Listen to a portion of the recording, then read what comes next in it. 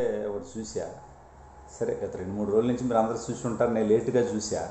సరే లేటుగా చూసినా నా భావాలు మీతో పంచుకోవాలి కాబట్టి ఇంకా తప్పదుగా మనం మాట్లాడాలిగా. అందుకని ఏంటంటే అది గూడూరు ఎమ్మెల్యే గారు, నేను జగన్ వల్ల గెలవలేదు, నా సొంత డబ్బులు పెట్టి గెలిచాను, బెదిరిస్తే బెదరను, నాకు తిక్కరేగితే బీజేపీలోకి పోతా. జగన్ వల్ల గెలవలేదని నువ్వనేది ఏందయ్యా? ఎవడు గెలిచినాడు అతని వల్ల? నీకంటే ముందే ఒక ఎంపీ గారు కూడా అతని వల్ల నేను గెలవలేదు, అతని ఫోటో పెట్టుకొని నేను గెలవలేదు, నా ఫోటోతో నేను గెలిచాను, అతని ఫోటోకి అంత సినిమా కనుక ఉండుంటే వైజాగ్లో స్వయంగా ఆయన తల్లిగారు ఎందుకు ఓడిపోతారు అని అడిగాడు. నిజమే కదా, జగన్మోహన్ రెడ్డి బొమ్మ గిమ్మ ఇదంతా ఏం లేదు. ప్రజలు వాళ్ళ కర్మ కొద్దీ ఇతనేదో చేస్తాడని నమ్మి అనవసరంగా ఇతను అందలాన్ని ఎక్కిచ్చారులే. కానీ ఆయన ఫోటోతో గెలిచే దమ్ము, కెపాసిటీ, క్యాపబిలిటీ కానీ ఉంటే వైజాగ్లో విజయమ్మ గారు 1,00,000 ఓట్ల తేడాతో ఓడిపోయేటువంటి పరిస్థితి ఉంటుంది.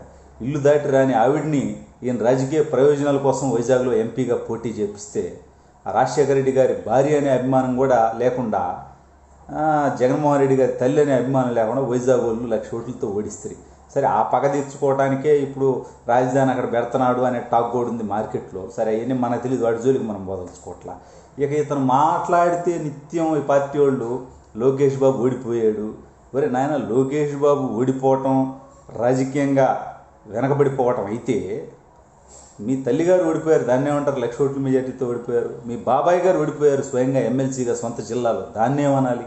కాబట్టి ఓటమి గెలుపుకు నాంది అవుతుందే తప్పితే ఓటమితో అంతటితో ముగిసిపోయినట్టు కాదురా నాయన. ముందు ఆ విషయం తెలుసుకోండి. ఇక మన జగనన్న విషయానికి వస్తే, ఇతను ఏమైనా బెదిరిస్తుంటే, నాకు తిక్కరైతే నేను బీజేపీలోకి పోతా అని. అంటే బీజేపీలోకి నేను వెళ్తే మీరు నన్ను ఏం పీకలేరు.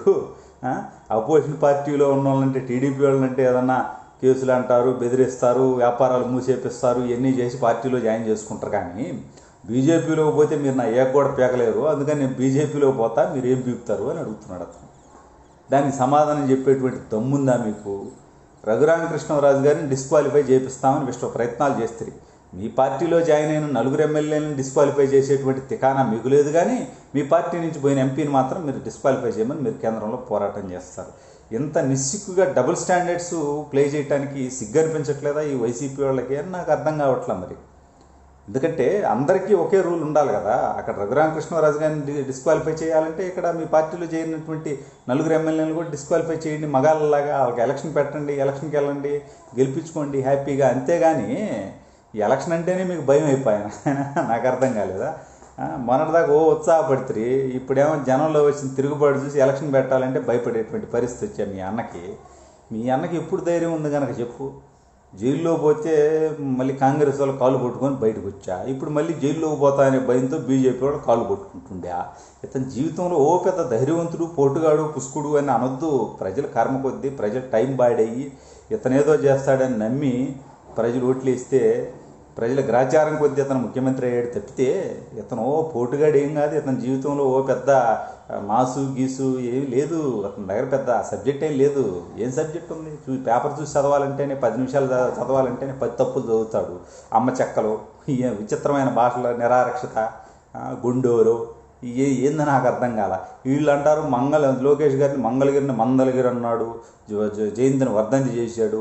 నాయన అతను ఆ 2 మాట్లాడాము. ఇతను రోజు ఇప్పుడు 200 మాట్లాడి ఉంటారు కదా ఇతను ముఖ్యమంత్రి అయిన తర్వాత. వాటికి ఏం చేద్దాం? ఇతన్నేమన్నా అయితే మనం గన్నేరు గొప్పనన్నా ఓ పెద్ద ఏది పెడితే అది మాట్లాడుతారు నాయన. మా నాన్నకి ఏముందో కూడా చూసుకోండి. మా నాన్న పేపర్ చూసి చదవలేడు. మా నాన్న చదువు ఏంటి? హైదరాబాద్ పబ్లిక్ స్కూల్లో ఏం చేశాడు? శ్రీకాంత్ రెడ్డి గారితో జనాలందరికీ తెలుసు కదా ఏం చేశాడు.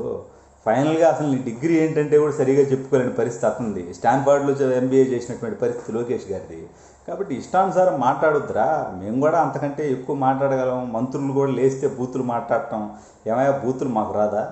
బూతులు యూనివర్సిటీ కానీ పెట్టుకోనరా? మీరు అందరూ మీ నాయకులంతా, మీ పార్టీ వాళ్ళందరూ అక్కడ యూనివర్సిటీలో ముందు ట్రైన్ చేసి కానీ మీరు మీ పార్టీలో ఎలిజిబిలిటీ ఇచ్చి మీ పార్టీలో నాయకులను చేస్తారా? ఏం నాకు అర్థం కావట్లా. అదే బూతులు తిరిగి మేము కూడా మాట్లాడగలం కదా.